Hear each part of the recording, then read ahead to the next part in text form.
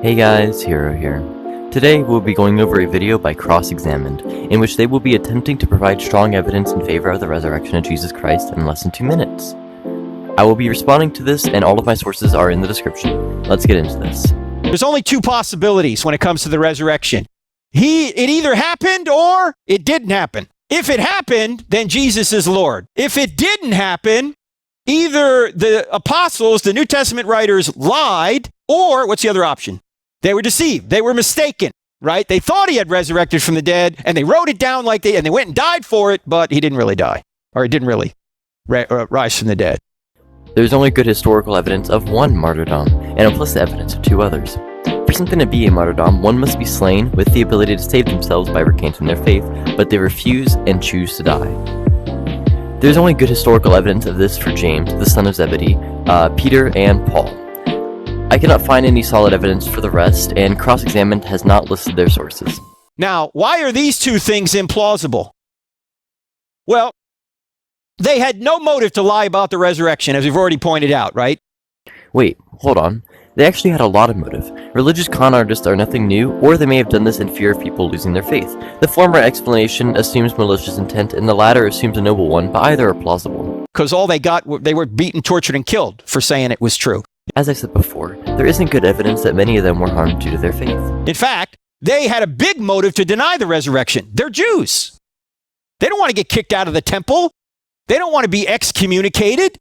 They don't want to be thrown out of the chosen people club. Why would they do this? Could they have been mistaken?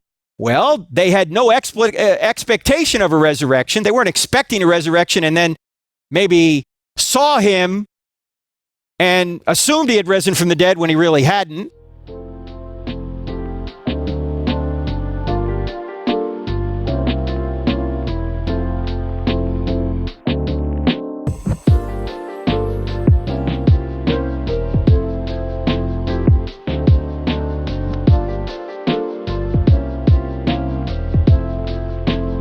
They weren't expecting it. And if they were mistaken, they could have easily been corrected by enemies showing Jesus' dead body. They could have just gone to the tomb. Now, hold on. Why are we assuming that there was a tomb? There is strong historical evidence that Jesus was not buried in a tomb such as the one described in the Bible.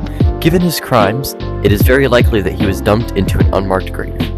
And taken out Jesus' body. Assuming there was a tomb, one may have just taken the body from it. Given the fact that guards were only placed onto tombs of the most elite, Jesus not fitting these terms, it would have been very easy for one of the many disciples who were not harmed due to their faith to simply remove the body. And said, stop all this nonsense talk about the resurrection, he's dead. They didn't do that. Why? Because he wasn't dead. Doubtful.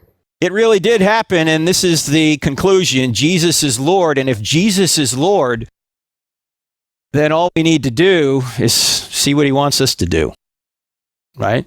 I don't know why he sounds so unsure of himself, but I do find it a little bit funny. Anyways, everyone, that's the end of the video. Sorry that this one was quite short, just wanted a light amount of editing and fact-checking for my first video. See you all in the next one, and remember to stay precise in your own debates.